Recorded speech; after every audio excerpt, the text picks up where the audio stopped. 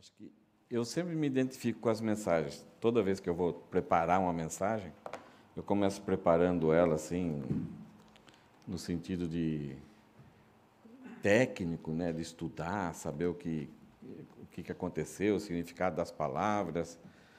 Procuro saber assim, o que significa cada palavra, nome, essas coisas, para ir já abrindo um pouco a mente sobre o texto. E, à medida que eu vou preparando a mensagem vai dando umas bordoadas em mim. Tem mensagem que até eu falo, não vou querer pregar isso aqui, porque é muita bordoada que eu vou levar, muita chicotada. E tem mensagens que eu gosto de pregar, me identifico muito, tem muito a ver comigo, e eu venho contente aqui, puxa, eu espero que os irmãos também aproveitem essa mensagem, mas se tem uma mensagem que tem muito a ver comigo, é essa mensagem aqui. Ela tem a ver emocionalmente, psicologicamente, espiritualmente e fisicamente. Acho que vocês vão saber logo, logo. Além de falar de um pecador arrependido, mas um dos personagens aqui, que não é o personagem principal, mas o secundário, ele tem muito a ver comigo fisicamente. Não sei se era do mesmo nível, não sei se era um pouquinho nível mais baixo ainda. Mas vamos começar a ver alguns detalhes, que isso talvez vai enriquecer talvez o seu conhecimento, mas também vai nos ajudar a entender um pouco mais a mensagem. Tudo vai acontecer numa cidade chamada Jericó. Olha só algumas informações que a gente tem aqui. É uma das cidades consideradas mais antigas daquela região. Na época de Jesus, era uma das cidades mais importantes e mais rica. Era quase que um paraíso turístico, como se um oásis ali naquela região. Ela ficava a 45 quilômetros de Jerusalém. Só que a altitude de Jericó era 250 metros negativo. Sabe o que significa isso? Como que pode uma altitude ser negativa? Qual o parâmetro de se medir uma altitude? O mar. Então, quando a gente fala assim, aquela cidade é o nível do mar. Algumas vezes é 1 metro, assim, por causa da praia, sobe um pouquinho, em alguns lugares. As cidades praianas, tipo Osaka, tem lugar assim que, quando você vê ali, olha, esse prédio aqui é bom para você subir ali, por causa do tsunami, alguma coisa assim. E tem até algumas marcas nos prédios, olha, aqui você está a 2,5 metros acima do nível do mar. Então, se chegar um tsunami, geralmente o tsunami é um pouquinho maior, 60 centímetros, 2 metros, então você tem que ir um pouquinho mais para cima. Então, o parâmetro para medir a altitude é o nível do mar, é o mar. Se Jericó está 250 metros negativo, ela está abaixo do nível do mar. Aí você fala, como isso é possível? Ela está longe do nível do mar. Então, isso é possível. É uma região perto do Mar Morto. O Mar Morto também está abaixo do nível do mar. O Mar Morto ele vem lá do Rio Jordão, da Galileia, ele recebe a água do Rio Jordão e a água não vai para nenhum lugar. E é uma água, é um mar pequeno ali, a água evapora e com alto nível de sal. Então, você chega no Mar Morto, mesmo que você pule para dentro dele, logo você vem para cima e as pessoas deitam no Mar Morto assim e ficam lendo o jornal tranquilo, porque você não consegue afundar. De tal nível que é a quantidade de sal. Não nasce nada, não tem algas, não tem nada assim, não tem peixe, não tem nada nesse mar. É um mar que só recebe e não produz, não sustenta nenhuma vida. Alguns até comparam com algumas pessoas, que só querem receber e não sustenta e não produz vida. Então, é um mar egoísta aí. É essa região aí. Então, Jericó é um lugar lá para baixo. E, ao mesmo tempo, com 25 quilômetros de distância, que dá mais ou menos daqui, menos que a distância da sua casa, eu acho, Fabiano? Quantos quilômetros tem daqui a sua casa lá? Acho que é uns 30 quilômetros, chega a uns 30 quilômetros. Então, é entre Sakai e Quixuada, daqui até Sakai e Quixuada, dá em torno de 25 quilômetros. É uma distância pequena. Só que Jerusalém está a 750 metros acima do nível do mar. Então, Jerusalém está lá em cima E, numa distância de 25 quilômetros, está Jericó, 250 metros abaixo do nível do mar. E para se chegar de um lugar ao outro, é despenhadeiros, trilhas pequenas, principalmente na época de Jesus. Por isso que vai até contar aquela parábola, né, do samaritano, que o homem descia de Jerusalém para Jericó. Então, nesse caminho muito íngreme, cheio de desfiladeiros, era muito fácil ladrões assaltarem essas pessoas. E aqui nós temos esse vale, esse buraco aqui, onde tinha essa cidade. E para se ir para além do Jordão, para a região leste da Palestina, esse era o caminho. Então, Jericó ficava no meio desse caminho. Era quase que uma rota para você chegar ao leste da região ali. Era um bosque de palmeiras e abetos balsâmicos. Isso, as palmeiras, então, tem as tamareiras também, que produzem muita tâmara. Então, era um lugar assim paradisíaco. E esses abetos balsâmicos, eles produziam naturalmente, sem você precisar fazer nada, um cheiro muito agradável. Então, ele está num vale com um cheiro muito perfumado. Então, a região era perfumada. Era como você chegar num lugar assim e falar: uau, que coisa gostosa! Imagine esse perfume estando no ar e não fugia dali. Que lugar paradisíaco, muito rica. Então, quem conseguia morar nessa região, o custo de vida era alto, mas se você morasse ali, tivesse um negócio, você ia ganhar muito dinheiro, porque era uma rota, e era um lugar de turismo, onde as pessoas queriam viver. Então, até um imperador romano, ele falava que essa região era uma região divina. Se você quisesse tirar o estresse, passar uns dias, curtir um pouco de relax, recobrar aquela canseira, esse era o lugar ideal para você ir. E ela tinha, então, fama, muito famosa por causa dessas tâmaras. Não sei se já você comeu tâmaras, e acho que em inglês, né, quem date, né, acho que é isso o nome da fruta. É muito gostosa. E esse bálsamo que tinha ali nesses abetos. Ok. Jericó na Bíblia. Quando Moisés trouxe o povo de Israel, ele fez uma volta lá pelo Rio Jordão, ele chegou nessa região, ali da região de Jericó, olhou para cima e olhou para o norte e viu a terra prometida. E Deus falou assim: pode olhar, mas você não vai entrar. Moisés deu uma pisadinha na bola e ele tentou negociar ali com Deus, ele viu a terra prometida e parou com a sua vida ali, e Moisés morreu. Moisés vai pisar na terra prometida quando ele está com Jesus no Monte da Transfiguração. Essa cidade aparece na Bíblia, ele era, sempre que alguém queria mostrar uma região, falar de algum povo, usa Jericó para dizer da seguinte forma: essa região é além de Jericó. Então, ela passou a ser um ponto de referência. Várias vezes a Bíblia vai falar isso. Mas o primeiro fato que aconteceu foi esse negócio do Moisés, e depois, quando Josué vai tentar conquistar a terra prometida e ele manda espias para conhecer Jericó, aí surge a história de Raabe.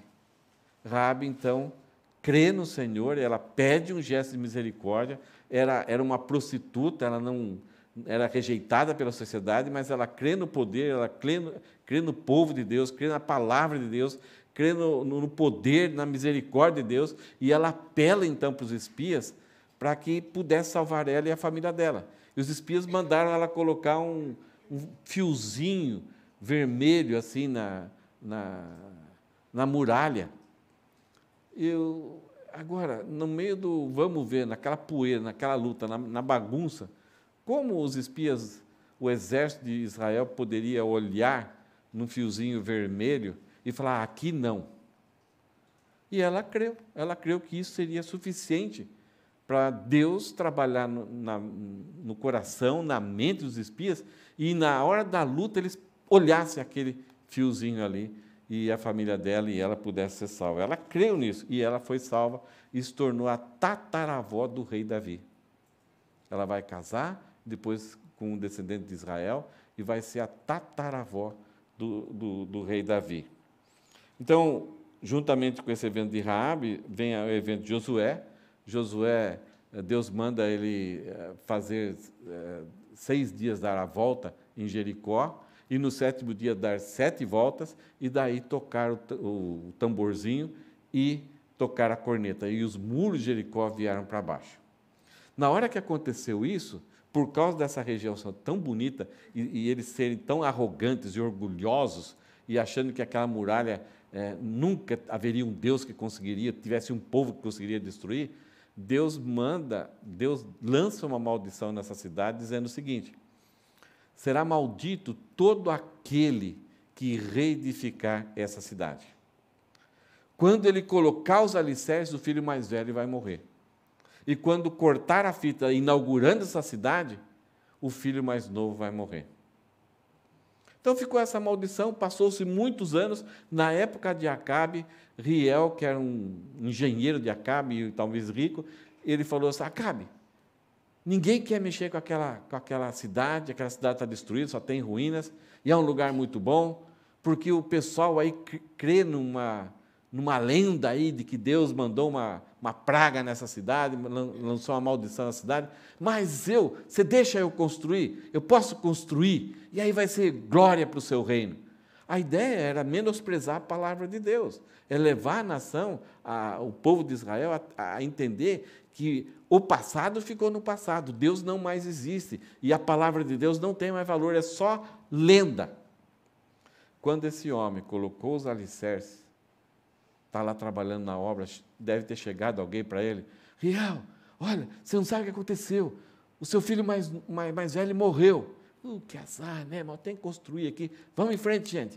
O cara não se acordou para a palavra de Deus, ele continuou. Na hora que ele inaugurou a cidade, o filho mais novo morreu. E eles continuaram a viver. Então, é uma cidade marcada muito para essa ideia da presença de Deus. Deus leva a sério. Deus estava ali. Ele salvou Raabe e agora estabeleceu uma maldição por causa da rebeldia. E agora um homem que queria desafiar a palavra de Deus, o poder de Deus, a presença de Deus, perde o mais velho e o mais novo. Jesus tem a história, Jesus passa a primeira vez ali nessa cidade e cura 2 cegos. E agora, como nós vimos nas mensagens anteriores, Jesus ele vira o seu rosto para Jerusalém e ele está voltado, decidido, não tem coisa que tire ele do coração dele, da mente dele, que ele vai para Jerusalém. E quando ele chega nessa cidade agora, ele cura mais um cego. O cego vê aquele barulho lá e clama por Jesus, e Jesus cura ele. Agora, esse caminho que Jesus está fazendo, passando por Jericó e indo para Jerusalém, não tem mais volta. Vai ser a última vez que Jesus vai passar por aqui. E quando ele entra na cidade, o cego é curado. Ele cura o cego. E agora ele está caminhando e ele vai entrar, então, em contato com Zaqueu. Uma coisa que acontece na cidade é quando Jesus conta a história do samaritano. Que havia um homem que estava em Jerusalém, desceu para Jericó, no meio do caminho foi assaltado, passou o levita, passou o sacerdote, e depois um que era totalmente contrário ao povo de Israel, que Israel odiava esse homem, ele veio, socorreu esse judeu, colocou sobre o cavalo, depois levou uma estalagem, e foi cuidar do negócio dele, deu um dinheiro para que o dono do hotel cuidar dele, e assumiu um compromisso: olha, depois que eu vou voltar aqui, eu passo aqui, e se você gastou um pouco mais com ele, eu me comprometo. Então, mostrando esse cuidado de Deus com pessoas desprezadas e como os homens têm dificuldade de viver a vida sem preconceito. E aí, mostrando ali a ideia de que Deus assume o compromisso conosco e paga tudo em nosso favor. E Jesus, nessa parábola, corrige algum entendimento que os judeus tinham a respeito do próximo.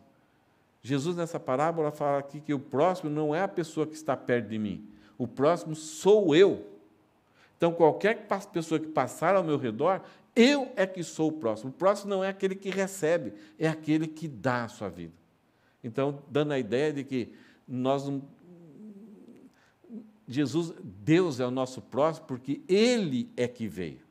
Ele que se aproximou de nós. E agora, então, Jesus vai encontrar com Zaqueu.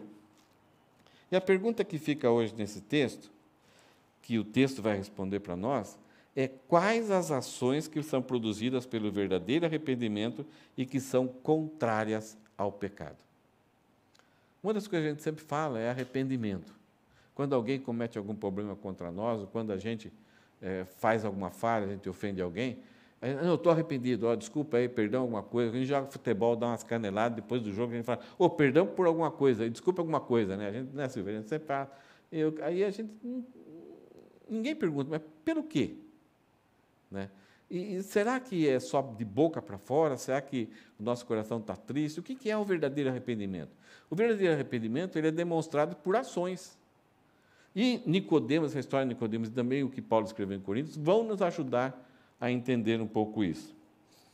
Uma vez, numa igreja, meio a moda antiga, onde os pastores usavam terno e gravata, né, todo domingo, e as igrejas, antigamente, tinham o púlpito era um pouquinho para frente e tinha algumas cadeiras assim, almofadadas, assim, mais bonitas do que as normais. Então, ficam umas 4, 5 cadeiras aqui. Tem igrejas que é um puleiro aqui, né? Tem mais gente aqui, muitas vezes, aqui do que lá. E aí senta as autoridades da igreja, né? Ou pastores visitantes, ou diáconos, os obreiros sentam aqui, né? E é ruim, eu já fui em igreja, tive que ficar aqui na frente. Cara, você não pode dormir, não pode fazer nada, né? Você fica sem jeito, né? As pessoas estão olhando para você, né? Você não sabe o que faz, não sabe o que faz com a mão, se dobra a perna, se cruza a perna, se abre a perna, se fecha a perna. Porque você fica tudo meio... Né? Enquanto você está pregando, falando, é uma coisa, mas parado aqui é complicado. Mas as igrejas, antigamente, tinham esse puleiro, eram os obreiros, era para dignificar, ou pastores que vinham de fora. Então, o pregador pregava algumas vezes, ele também se dirigia e conversava, falava alguma coisa aqui. Numa dessas mensagens, assim, que o pastor de uma igreja gostava de fazer, ele gostava de pegar as mensagens que tinham história, ele pegou esse texto aqui. E estavam os diáconos atrás dele. E o pastor começou a pregar, passou essas informações sobre Jericó e tal. E aí ele falou, então, que Jesus curou um cego, e depois ele, no caminho, tinha um cara baixinho, que queria ver Jesus, e subiu numa figueira. Então, esse baixinho, o nome dele era Nicodemos. E os diáconos se assustaram. E Nicodemos era baixinho, e ele era cobrador de impostos, ele era um dos principais, era um dos chefes. Nicodemos era um homem muito importante, ele era rico. E ele comprou, de alguma forma ele obteve esse privilégio, esse emprego, esse cargo lá de Roma, para poder cobrar impostos do próprio povo dele. E todo cobrador de impostos, e Nicodemos não fazia diferença disso, eles eram ladrões, eles tinham que pagar uma taxa para o Império Romano, mas eles sempre cobravam, extorquiam um pouquinho mais o povo e ficavam um pouquinho com ele. Então, todos eles eram ricos. E Nicodemos vivia esse tipo de vida. E aí os diáconos já não estavam aguentando mais o pastor falar que Nicodemos, porque não é Nicodemos, quem que é? É Zaqueu. Então, o diácono puxava o terno. Pastor, o que foi, irmão? É Zaqueu, não é Nicodemos. E o pastor continuava. E Nicodemos, então, que tinha aquela vida, que era rejeitado pelo povo, e ele subiu nessa figueira, talvez até se machucou, alguma coisa assim, e estava embaixo lá das folhas dessa árvore, e Nicodemos, os diáconos, pastor, é Zaqueu, não é Nicodemos. E o pastor dava uma olhada e continuava a história. E aí Jesus vem, quando Jesus se aproxima, talvez ninguém estava vendo ali Nicodemos, porque a árvore é bem frondosa, então Jesus olha por algum jeito e fala assim, o pessoal falou, e agora, o que vai ser? E aí o pastor olhou assim, bem, falou assim, Nicodemos. Aí os irmãos da igreja já ficaram apavorados. Poxa, não vai corrigir isso aí. Nicodemos, desce depressa, que aí é o lugar de Zaqueu. Então o pastor consertou tudo, né? Mas eu sou uma pessoa que eu gosto de confundir nomes, né? Abraão, Ló, de vez em quando eu troco toda a história. Então, já teve irmãos aqui que já me corrigiram. Não é Ló, não é Abraão, não é Moisés, é Noé. E esse pastor também errou. Mas ele está tão empolgado com a história. Vamos entrar aqui. Primeiro título que eu coloquei aqui é o baixo nível de Zaqueu. Fisicamente, a Bíblia fala que a altura, a altura dele não era das mais grandes. Ele era desprestigiado, ele era prejudicado na sua altura. Talvez ele é o primeiro filho, então os pais não tinham muita prática, como no meu caso, e aí saiu baixinho. Os outros irmãos talvez saiam um pouco mais altos. Mas o texto diz assim: entrando em Jericó, Jesus atravessava a cidade. Eis que um homem rico, chamado Zaqueu, o significado do nome dele é puro. Olha só. Ele era chefe dos publicanos. Os publicanos eram os cobradores de impostos, que Roma dava esse cargo para ele cobrar impostos do seu próprio povo. Eles estão na própria terra deles, que Deus deu para eles. E o Império Romano agora tomou posse de muita terra, de muitas regiões. E oprimia esses povos. E se o povo não pagava impostos, eles matavam, puniam. Então, tinha que ir ali obedecer diante daquela opressão, e o povo pagar caro. E os chefes dos publicanos os publicanos tinham que pagar uma taxa, mas eles sempre cobravam um pouquinho a mais, porque era tudo no papel, e falavam alguma coisa a mais ali, e extorquia. O povo sofria com isso. Eles eram, por causa disso, eles eram considerados pessoas impuras. Quando a gente estudamos sobre Mateus, era o mesmo problema. Mateus era publicano também. E eles eram considerados pessoas impuras, da mais baixa espiritualidade. Nenhum judeu normal que levava um pouco a sério a Deus, deveria conversar, cumprimentar ou participar, comer junto, porque senão ia se contaminar. Estaria grudado num poste de ferro e a qualquer momento Deus podia mandar um raio e você se queimaria junto. Então eram pessoas desprestigiadas, pessoas rejeitadas e insultadas. Então o olhar deles, da população com esses homens, era um olhar de reprovação. Isto é, alguém que tem o nome de ser puro, que pertence ao povo e está num lugar inadequado. O lugar dele não é ali. No caso de Mateus, é outra coisa interessante. O nome Mateus, que tem o nome de Levi, então ele é da tribo de Levi, ele é de uma descendência para cuidar espiritualmente do povo de Israel. E o nome Mateus significa dádiva de Deus, presente de Deus. E ele faz uma opção de ficar num lugar inadequado. É interessante que os evangelhos falam, Jesus olhou para Mateus e ele estava na coletoria. Ele estava num lugar que não era para ele estar ali. Ele foi selecionado, a tribo dele foi selecionada dentro das outras tribos de Israel para exercer um ministério espiritual para com a nação de Israel. Mas ele estava na coletoria. A mesma coisa, Zaqueu tem o nome de puro. Mas agora, não somente ele conseguiu achar uma boquinha, mas ele cresceu. Ele se tornou chefe dos publicanos. E esse homem procurava ver quem era Jesus, mas não podia por causa da multidão, por ser ele de pequena estatura. Uma das coisas que há um certo tempo eu já tentei lutar com isso, porque muitos de nós, de repente, começamos a olhar para as Escrituras e endeusar os homens. É que a gente chama de olhar para a Bíblia antropocentricamente. Então, nós endeusamos Abraão, colocamos Abraão lá como... Nós nem falamos que ele teve falha, porque Abraão é o Abraão, Moisés é o Moisés, Noé é o Noé. E aí, de repente, quando vamos pregar Zaqueu, nós procuramos criar um ambiente, uma história assim, que endeusa Zaqueu. E na história, de repente, Zaqueu é mais importante que Jesus. Jesus teve que fazer alguma coisa boa para ele, porque ele fez um monte de coisas boas. Ele subiu uma árvore, ele procurou, queria ver Jesus. Mas por que ele queria ver Jesus? Talvez por curiosidade. Porque sabia, né? Tem um movimento na cidade aí, e ele está por dentro de todas as coisas, só por curiosidade, ver por ver. E aí ele não conseguia, por causa da multidão, porque ele era baixinho.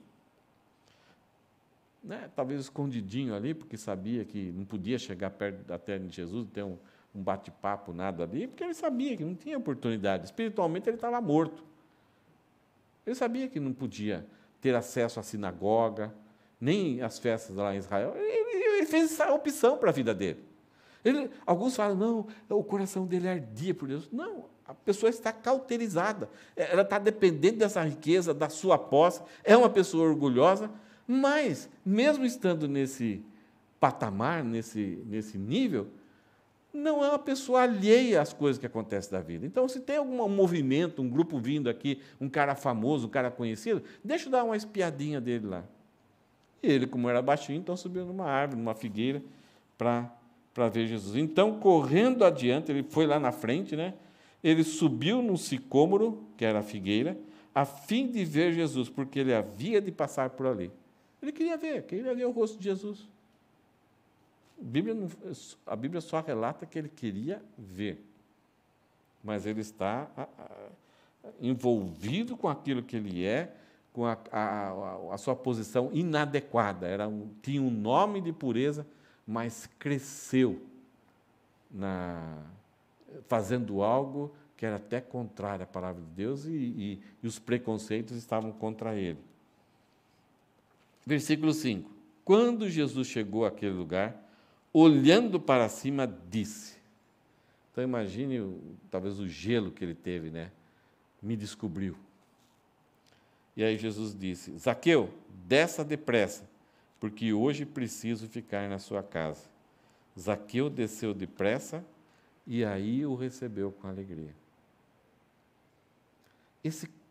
Quem é a pessoa que começa a provocar a mudança? É Jesus. Zaqueu não esperava isso. Ele não queria isso. Mas, de repente, esse cara que é um profeta, que curou o cego, que é considerado santo, um homem sábio, um homem de Deus, se direciona a mim e diz para mim descer depressa, porque era necessário pousar, ficar na casa de Jesus, dele. Como que ele pode ter acesso, ou me permitir ter acesso a ele? Que privilégio! Será que ele é um dos meus? E aí, então, ele vai receber Jesus com alegria. Um homem que está acima e recebe um convite de alguém que está embaixo. Uma coisa que é interessante, quem nos chama, apesar de ser Deus, vem e se coloca abaixo de nós. Morreu como bandido. Nós somos mais baixos que ele. O nosso nível é muito mais baixo que Jesus. Mas a nossa cabeça, a gente acha que a gente está acima de Jesus. E a gente acha que Jesus está abaixo de nós, implorando para nós fazermos alguma coisa e para o aceitá-lo. O nosso orgulho, aquilo que a gente consegue, aquilo que a nossa experiência, nos coloca numa situação que parece que Jesus é que nós temos que fazer um favor para Jesus. E outras acham que, por eu estar nesse nível, somente algo que vem de cima. Mas Jesus, ele fez de propósito. E fez porque era necessário. Porque ele veio de baixo. Ele quer que a gente se humilhe, chegue ao ponto dele. Ele mostra para nós qual é o nosso nível. Para nós escaparmos dessa posição. Zaqueu teve que descer. E aí o versículo 7 nos dá essa dúvida, essa pergunta: quem aceita quem? É o homem que aceita Jesus, ou é Jesus que vem a nós demonstrando que Ele está nos aceitando? Existe uma barreira muito grande entre Deus e o homem, que é uma barreira que é intransponível. É uma barreira que causa distância e impedimento para nós termos acesso a Deus. E Jesus é que vem. Jesus que chegou em Jericó. É Jesus que vai até aquele lugar. É Jesus que se direciona a Zaqueu. E ele convida, ele fala para Zaqueu: Zaqueu, é necessário. Jesus não coloca uma opção para Zaqueu, ele determinou para Zaqueu: é necessário que eu durma lá na sua casa. A vinda de Jesus, a encarnação de Jesus, esse direcionamento que ele faz, e aquilo que ele faz indo até a cruz, é uma necessidade divina. E para nós sermos aceitos por Deus, é necessário que a gente creia na obra de Jesus. Não há outro caminho. Nós temos que descer do nosso orgulho, das nossas ideias, das nossas formas de pensar, de como eu agrado, de como eu chego a Deus, ou se eu preciso de alguma coisa para ainda acertar com Deus. Então, Jesus é que veio. E a maior parte dos homens não crê em Jesus porque ele é muito baixo. Ele é de Nazaré, ele é homem. Não é de uma religião religiosa. Os judeus lá de Jerusalém tiveram muita dificuldade com Jesus. Os gregos tinham muita dificuldade com Jesus. Os judeus tinham dificuldade com Jesus. Porque ele não é nada. Mas ele assumiu essa forma porque era necessário, apesar de ser Deus. Ele é glorioso e desceu. E se o homem não descer, não consegue ser aceito por ele. A redenção, a remissão dos pecados não é feita. Então, quando Jesus determinou isso para Zaqueu, Zaqueu desceu depressa. E todos que viram isto murmuravam, dizendo que Jesus tinha se hospedado com um homem pecador. É a lógica do ser humano. Ninguém pode ser aceito por Deus se vive naquelas condições que Zaqueu vivia. Se Zaqueu, que tem um nome puro, não segue as leis, abandonou as leis judaicas e agora está traindo o povo, é um pária da nação de Israel, é um traidor e está cobrando, ele nunca vai ser aceito com Deus. E já que ele não é aceito por Deus, o próprio Deus não pode vir a ter comunhão com ele. Os judeus ainda não tinham entendido que Jesus era Deus, mas eles estão aqui achando que Jesus é simplesmente um mestre, alguém sábio, alguém que tem poder e que Deus atende. Então, ele é um cara que é puro. E o puro está indo em busca daquele cara que tem um nome que significa puro. Mas a cabeça dos judeus e a cabeça do homem, aquilo que é santo, sagrado, não pode aceitar aquilo que é impuro. É impossível. Se Jesus tem essa fama de que ele é um servo de Deus, é um profeta, eles nem tinham compreensão de que Jesus era Deus ainda.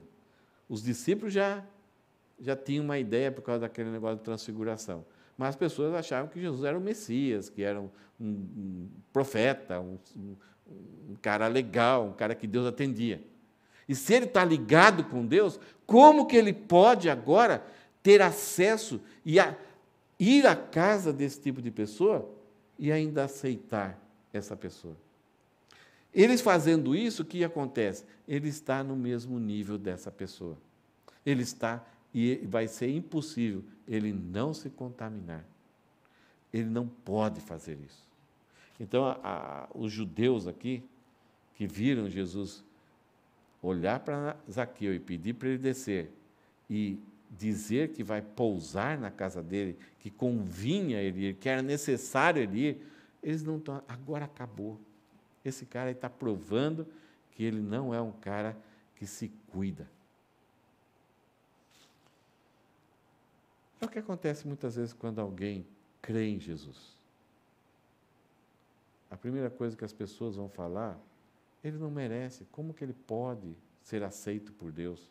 Olha o que ele fez no passado, olha o que ele faz. Nós, depois que cremos até em Cristo, aqueles que não creem já acham difícil.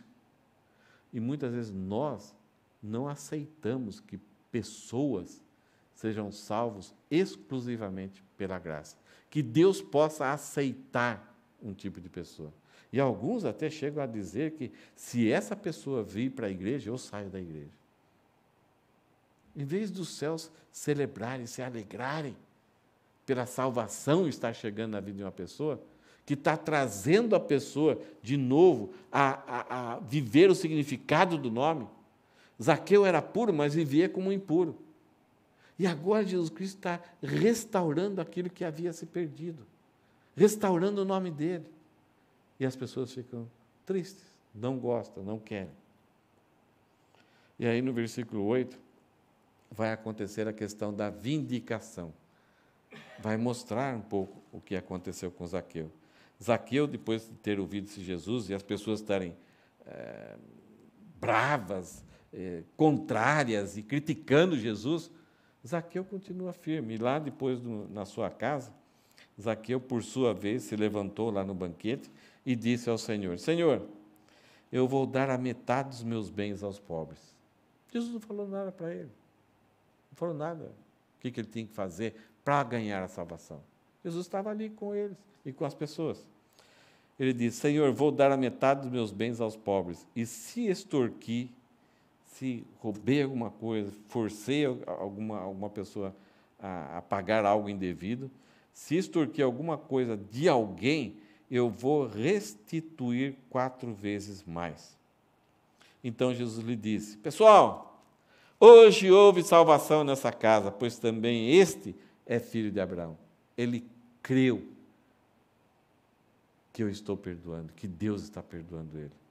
Então agora ele está olhando para aquilo que é lei e ele está revelando, ele está demonstrando que ele está, em primeiro lugar, reconhecendo que é um pecador, um miserável pecador, que o que ele fez na vida foi a pior coisa.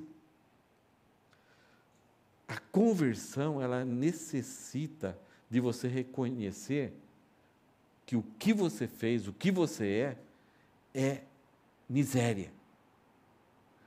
Tem pessoas que têm saudades, gostam de contar do passado, mas parece que demonstram até saudades, ou até se orgulham do que fez. Zaqueu está demonstrando aqui que, de acordo com o conhecimento, o que a palavra de Deus fala a respeito do que é pecado, ele se considera o pior homem. Aí você pode estar perguntando, aonde que está isso no texto? Espera um pouquinho. Então, em primeiro lugar, Zaqueu reconhece que ele é miserável diante de Deus. E por aquela graça que ele está percebendo que Jesus Cristo está dando para ele, aquela oportunidade, restaurando o seu nome, ele então se propõe a distribuir metade dos seus bens, uma coisa voluntária, e dar em dobro se ele tivesse extorquido de alguém. Nisso daqui não há questão de generosidade. É uma demonstração do que ele entendeu que a lei, a palavra de Deus falava, ele reconhece e ele está tomando providências. E demonstrando o que ele era realmente. A tendência nossa, diante da palavra de Deus, diante da salvação pela fé, pela graça mediante a fé, é sempre racionalizar. Mas eu pequei, mas eu não pequei tanto assim. Dando a ideia de que eu mereço salvação, ou eu não estou perdido. Porque, olha, eu tenho uma tradição de vida, eu tenho um nome, meu nome é puro, olha, meu nome tem valor. Quando eu chegar lá, diante de Deus, e Deus pergunta, qual que é o seu nome? Meu nome é Zaqueu, é puro. Zaqueu, ele não se importou com isso. Quando a graça irresistível tocou no seu coração, a primeira coisa que ele demonstrou, eu sou miserável pecador. Eu entendo que eu estou debaixo da ira, não do preconceito. Ele não levantou a questão do preconceito religioso que os judeus tinham com ele. Ele demonstrou que ele aceitava aquilo que a Bíblia falava a respeito dele. E aí, Jesus fala, então Jesus lhe disse, houve grande salvação nessa casa, pois também esse é filho de Abraão. Filho de Abraão, isto é uma pessoa que tem a mesma fé, a fé genuína que leva à salvação. A salvação é pela graça, mediante a fé, exemplificada na vida de Abraão. E aí o versículo 10, Jesus fala, porque o Filho do homem, Jesus, veio buscar e salvar o perdido. Essa palavra perdido seria melhor traduzida, alguém que está num lugar inadequado. Alguém que não era para estar ali. Alguém que está fora do seu propósito, para que Deus o criou. Essa é a condição do homem, de todos nós. Não importa aquilo que nós vivemos, não importa aquilo que nós conseguimos alcançar, o sucesso nessa vida, a riqueza, a autonomia que nós temos aqui, nós estamos em lugar inadequado. Não foi para isso que Deus nos criou e nos colocou aqui.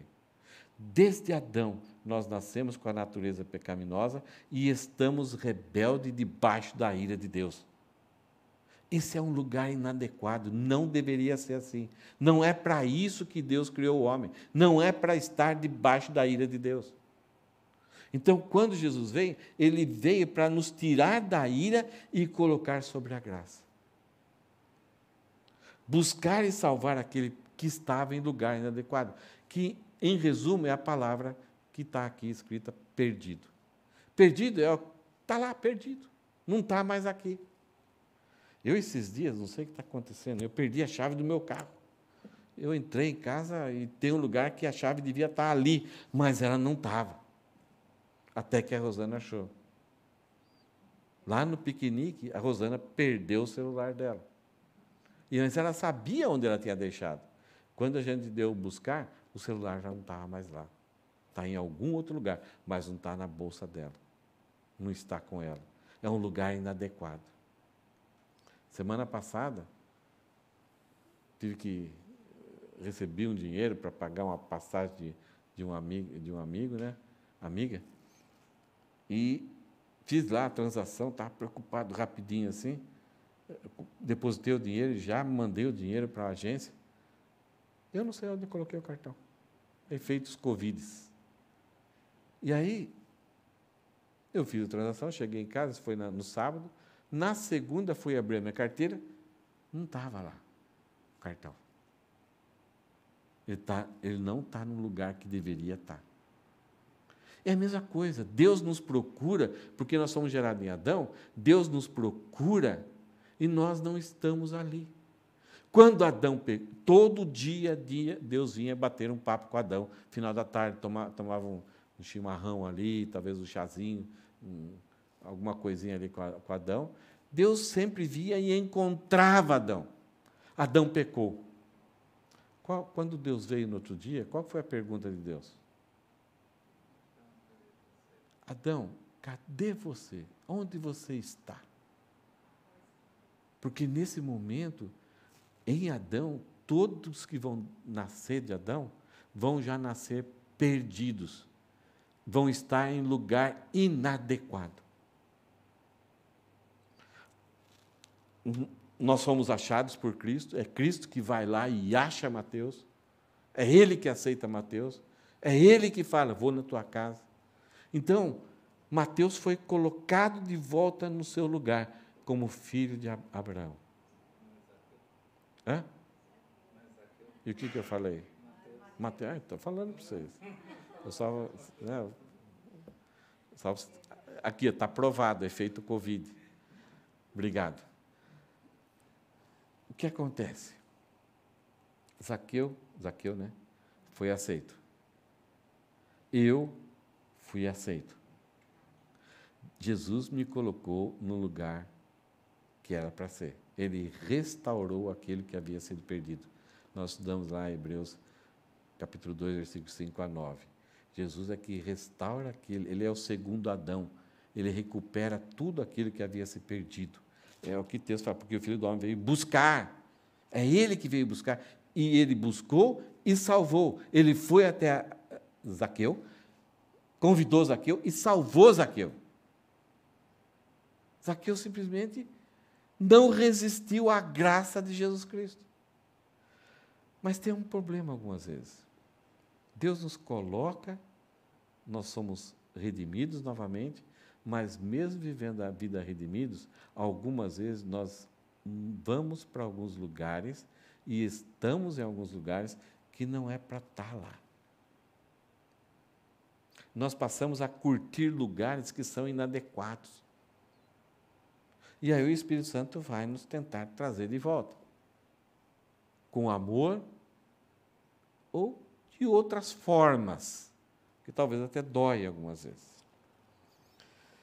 O que é essa questão de restituição aí de Zaqueu, que revela para nós que ele a primeira atitude dele foi reconhecer que ele era depravadamente pecador, que ele estava num nível muito baixo, ele era baixo não somente em altura física, mas baixo em altura moral e espiritual. Olha só na lei judaica o que acontecia. Se você cometia um roubo, um pecado, um roubo, tirava alguma coisa de alguém, mas de repente você acordava assim, puxa, cara, por que eu fui fazer isso, tal, né? Então, voluntariamente, ou se alguém dava um alerta, olha, cara, você fez um negócio errado, e aquilo caía, batia o arrependimento, então você ia até a pessoa, ou ia até as pessoas responsáveis e confessava. Olha, eu pisei na bola, roubei, tomei, coisa que eu não devia fazer. E aí, a restituição é que você deveria devolver o valor, o objeto, pagando 25% a mais. Uma taxa, uma indenização. Se era um roubo comum, mas não envolvia confissão, alguém foi atrás, descobriu você e deixou claro para você, todo mundo, algumas pessoas sabiam, e aí não tem mais jeito, e você é ameaçado, e a lei cai sobre você, um roubo comum, você tinha então que pagar 200% do valor, mas não precisava devolver o objeto, porque esse objeto já foi contaminado pela sua prática. Então, você deveria, então, restituir 200%. Agora, se fosse um roubo deliberado, planejado, intencional, e envolvesse violência moral ou física, né, usando da sua autoridade, do seu poder, da sua posição sobre alguém, e visando prejudicar, destruir, trazer tristeza, danos morais à pessoa, então você tinha que pagar 4 vezes mais. Isso daqui já envolvia um caráter, um mau caráter. Os 2 primeiros envolviam um descuido, uma pessoa que abandonou a lei, os mandamentos de Deus, mas, de repente, por uma necessidade, ou por aquilo atrair, porque, de repente, é um sonho, a pessoa nunca teve um celular bom, mas, de repente, vê um celular ali dando sopa, então, puxa, é um iPhone 16, não, eu nunca tive, que sonho, então a pessoa pega, e se ela bateu consciência, ela volta, ela vai ter que devolver o objeto e pagar mais 25. Mas, se ela é pega, ela vai ter que ou pagar isso em prisão ou restituir 2 vezes. Agora, se o estilo da pessoa, ela sabe que é errado, mas ela planeja, ela se coloca em emboscada, ela usa do poder dela, de homem junto com ela, e trazendo destruição, violência, e prejudicando realmente a pessoa, a clara de todo mundo, então, essa pessoa era o iníquo, era o mais baixo nível, principalmente dentro da nação de Israel, porque a nação de Israel sabia o padrão moral e espiritual de Deus. Então, alguém que rejeitou e quer viver do seu jeito, e não importa se vai fazer mal para alguém que é também filho de Abraão. Então, ele, se pego, deveria pagar 400%. Para o povo de Israel, Zaqueu se caracterizava em que posição aqui?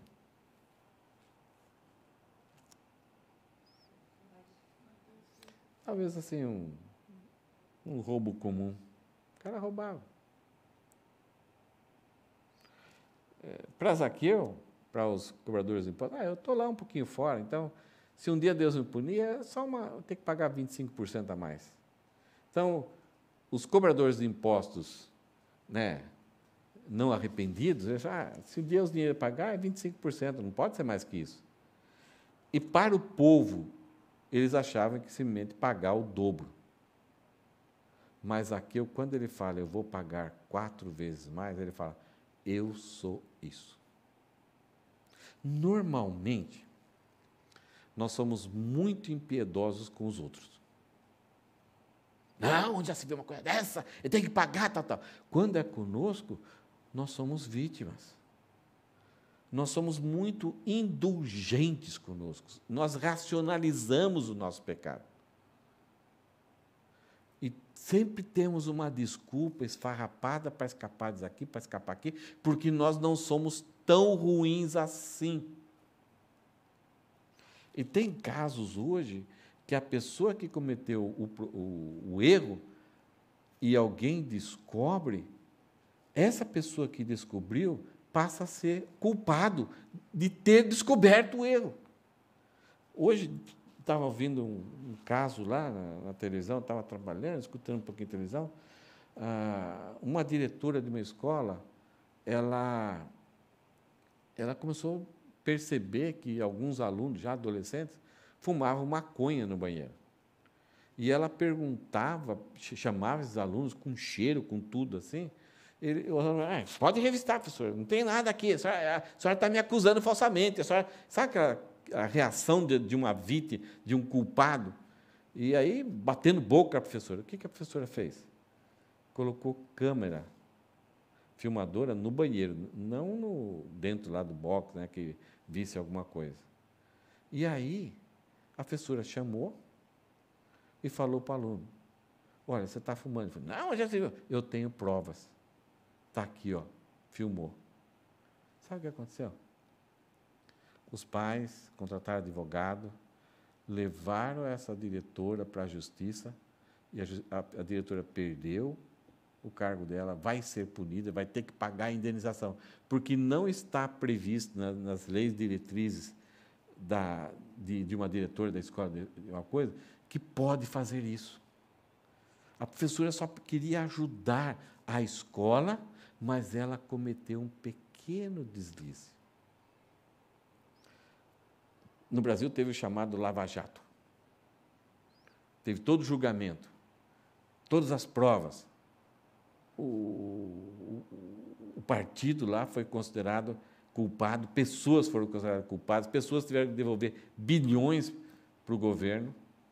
Mas um juiz, depois de 5 anos de julgamento, ele falou assim: mas o CEP está errado. Não era para ser em Curitiba o julgamento, tinha que ser lá em Brasília por causa disso. Então, uma manobra, e aí descondenou. Isto é, a pessoa continuou condenada, mas invalidou todo o julgamento. Todas as provas provam que a pessoa... Mas por causa que houve um processo, e aí agora que já passou o tempo da verificação de provas, não pode ter um outro julgamento. Ok. Mas o que é mais... Duas coisas mais graves ainda, é que agora estão condenando o Ministério Público e o juiz que julgou, exigindo indenização disso, daquilo. O bandido exigindo retratação de alguém que quis fazer justiça. E ainda falando publicamente que não aconteceu nada. Não é esse o caso de Zaqueu. Ele estava diante da sociedade no nível 1 e 2, mas quando ele recebe a graça, quando a graça atinge o coração dele, ele sabia o que era o coração dele. Não precisava ninguém dizer para ele o quão podre ele era. Ele falou: se eu extorqui, não está nem falando que extorquiu, se eu extorqui, eu vou pagar 4 vezes mais, porque eu sou miserável pecador. Enquanto o homem que é chamado por Deus, que Jesus veio, morreu na cruz, está chamando, enquanto o homem ficar se justificando que não precisa de tudo aquilo que Jesus fez, porque ele é bonzinho, ele só precisa de uma ajudinha para chegar no céu, ele precisa... Sabe quando o homem vai subir no cavalo? Né? Se você não tem o estribo, o que você faz? Você coloca a mão aqui e joga lá. Isto é, enquanto o homem achar que ele só precisa de uma ajudinha de Jesus para colocar em cima do cavalo, não há salvação. O exemplo de Zaqueu é muito importante. Nós vamos ver um texto agora, essa questão do verdadeiro arrependimento, que é necessário para o primeiro passo da salvação. É o que Zaqueu fez aqui. Ele se considerou como o pior, que não merecia a graça. Ele não merecia que Jesus viesse até ele. Ele não merecia que Jesus chegasse e era necessário pousar na sua casa, porque a sociedade não queria. Por isso que ele surgiu aquela alegria.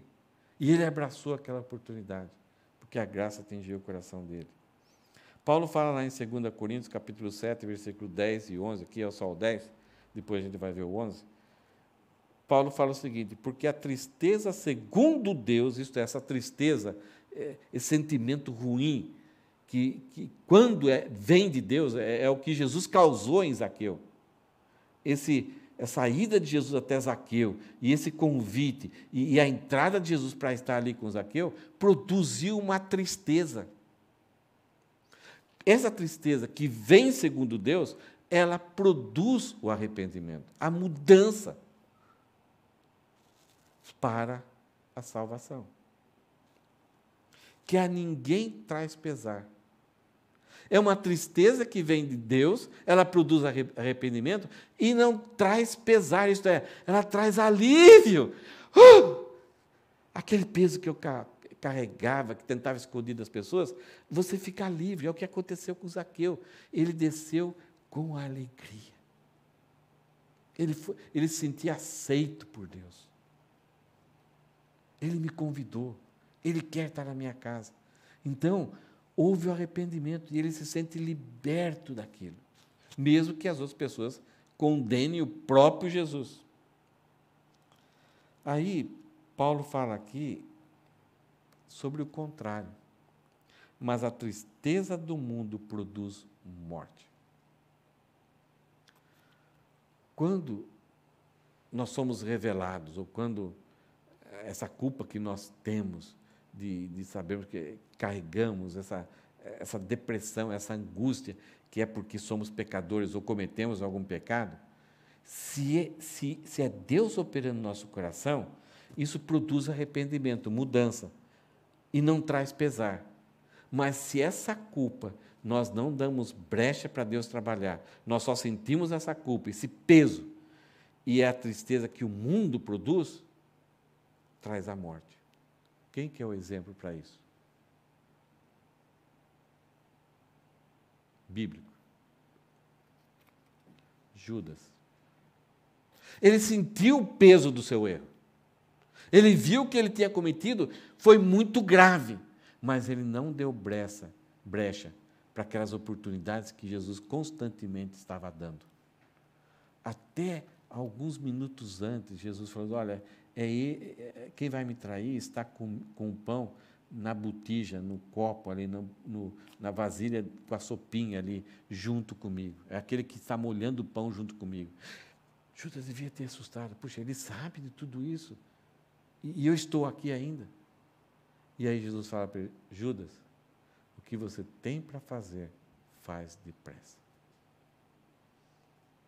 Os outros discípulos nem entenderam nada, acharam que Judas saiu para comprar pão para os pobres, para celebrarem a Páscoa.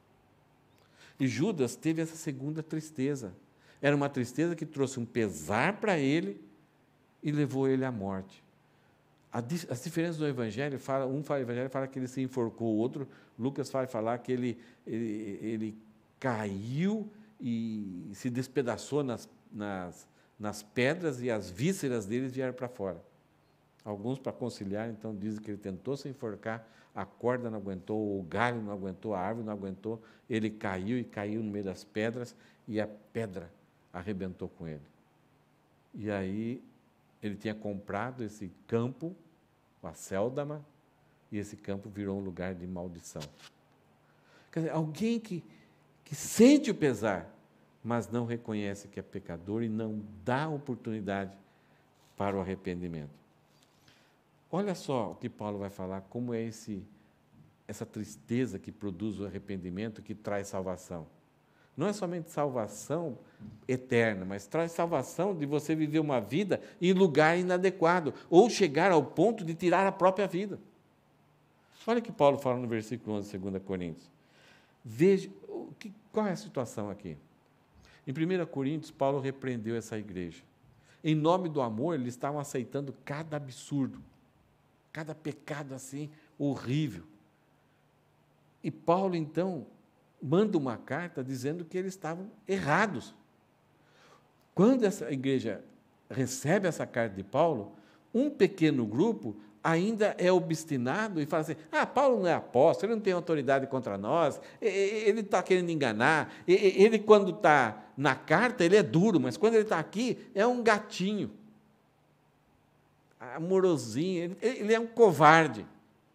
Então, um grupinho ainda continuou, ainda insultando e rejeitando Paulo, mas boa parte da igreja entendeu a carta de Paulo e se arrependeram.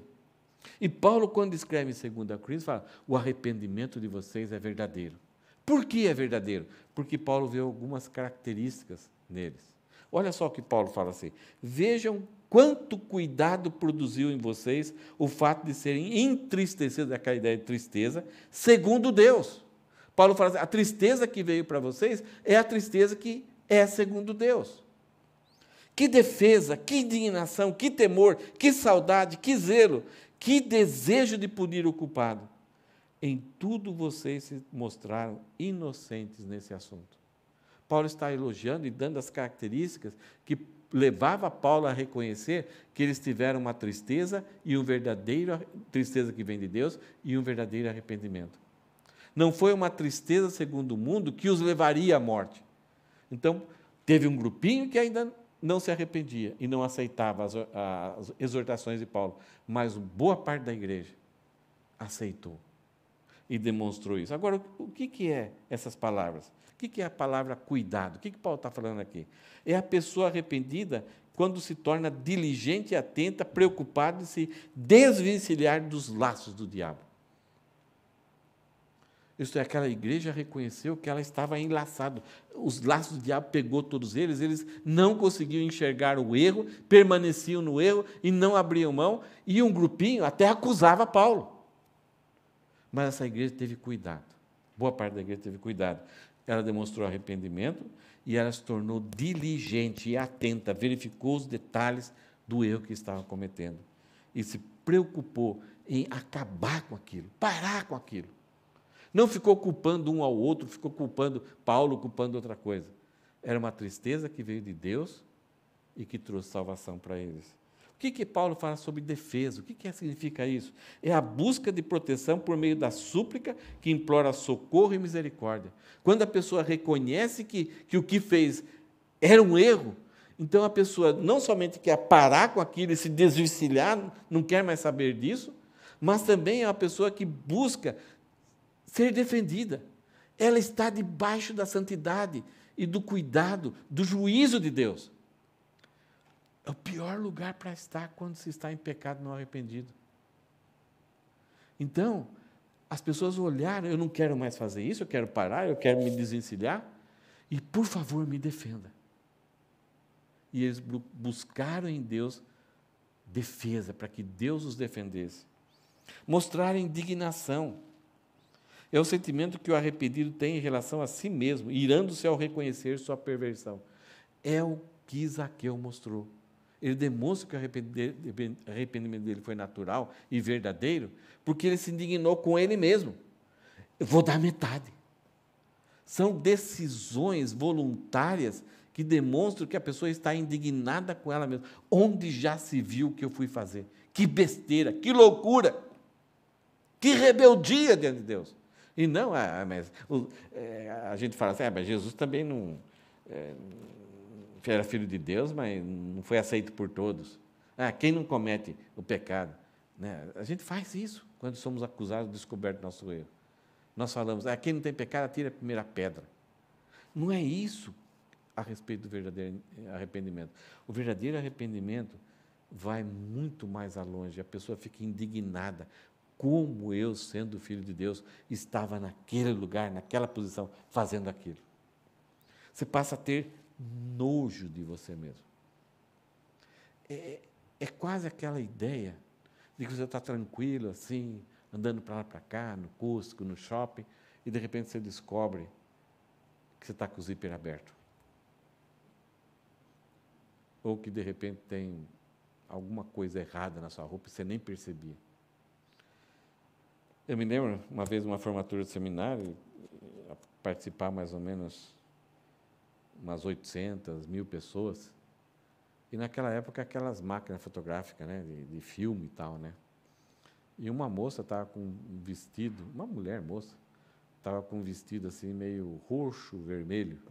E ela está circulando, era um palco muito grande assim, tinha arquibancada para cá e a quadra esportiva no meio, e ela estava circulando para lá e para cá, assim, tirando foto, tal, tal. Toda alegre, tirava assim, né? E alguns chamavam. E ela, não falava nada. O pessoal chamava assim, nada, né? E ela tirando foto. E feliz da vida. Aí, até que, enfim, eu não sei se é uma parente dela ou quem foi a pessoa, chegou para ela, ó, a etiqueta sua, uma etiqueta grande, estava pendurada nas costas. Ela,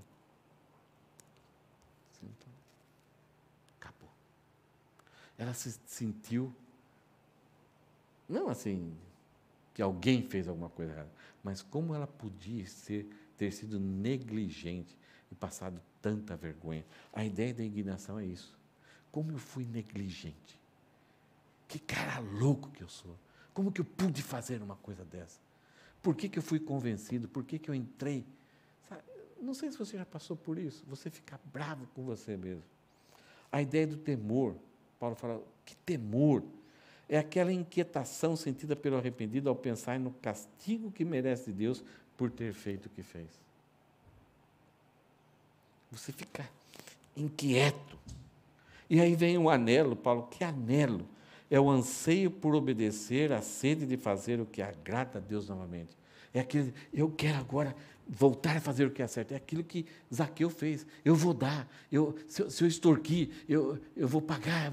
A pessoa tem um anelo. Ah, mas você vai perder, você não vai ser mais o maioral, não vai ser o principal, você vai perder os seus bens. Não importa. Não é tolo aquele que perde para ganhar o que não pode perder. Algumas vezes a gente tem tanto medo de perder algumas coisas, a gente troca algumas coisas e desprezamos, jogando fora Jesus. E o zelo é o empenho ardoroso em preservar doravante a prática da justiça na própria vida. O zelo não é aquele arrependimento que agora eu peço perdão e eu mudo, mas amanhã eu já volto. Não, o zelo aqui é passar a ter uma disciplina de vida que aquilo nunca mais vai acontecer. É aquela diligência ali, é uma cobrança. Uma vez eu, a Rosana e mais alguns alunos, fomos para uma cidade em Minas Gerais, e era muito quente, era a época de janeiro, eu acho. E a gente saía da escola bíblica dominical, mas saía assim com aquela sede, assim, sabe, se queria alguma coisa para fazer. E a cidade bonita, assim, meio do interior. E a gente estava andando numa calçada, estava eu, a Rosana, mais uma moça, um rapaz e um cara, casado, tudo, né? Aí chegou, tinha um bar, tinha uns caras lá bebendo pinga no bar lá e tal. E eu falei, vamos comprar umas latinhas de Guaraná lá, uma coisa assim. Aí eu falei, vamos lá, galera, vamos lá. A gente foi. Quando chegou no bar, o rapaz casado ficou do outro lado. Ô, vem aqui, vem escolher aí. Não, pode comprar qualquer coisa para mim lá. Falei, nossa, cara chato, né? A gente vai sozinho lá. Aí comprei alguma coisa para ele, aí eu perguntei para ele, por que você não atravessou a rua? Ele falou, Ed, você não sabe meu passado. Eu entrava nesse bar, no bar às 8, 9, 10 horas da manhã, começava a beber, e lá pelas 5, 7 horas da noite, quando ia fechar o bar, alguém arrastava eu para fora e deixava eu lá, até que algum parente vinha me buscar. Então, eu não tenho problema nenhum de vocês entrarem lá, comer, eu vou até beber, mas eu não vou atravessar a rua e chegar nem perto. Eu sei quem eu sou. Eu sei, eu não quero abrir portas para que o pecado venha em mim. Essa é a ideia de zelo.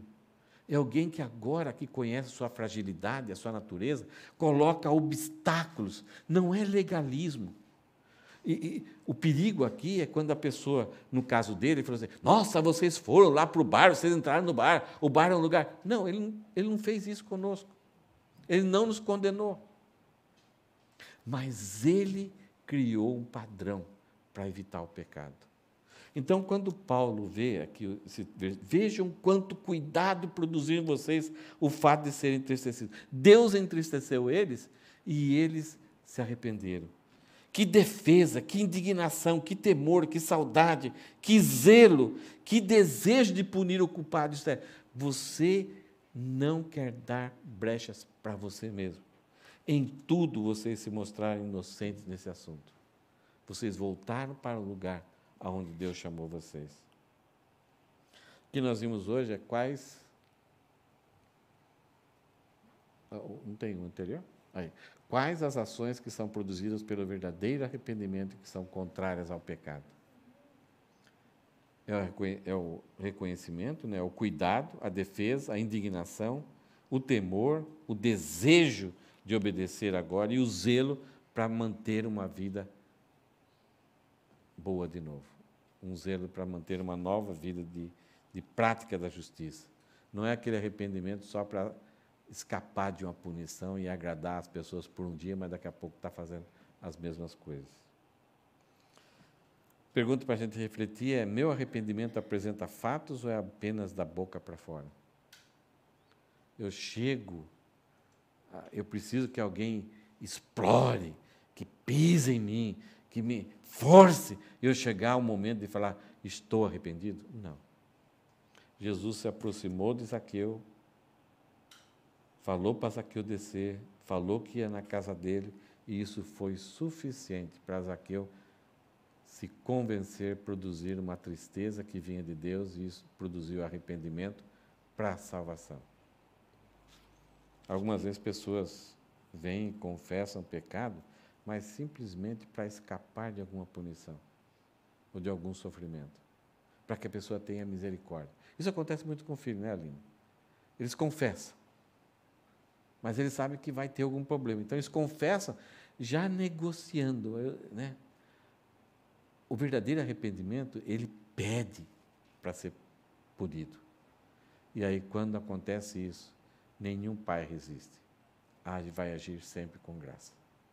Vai aliviar. Vai trazer salvação.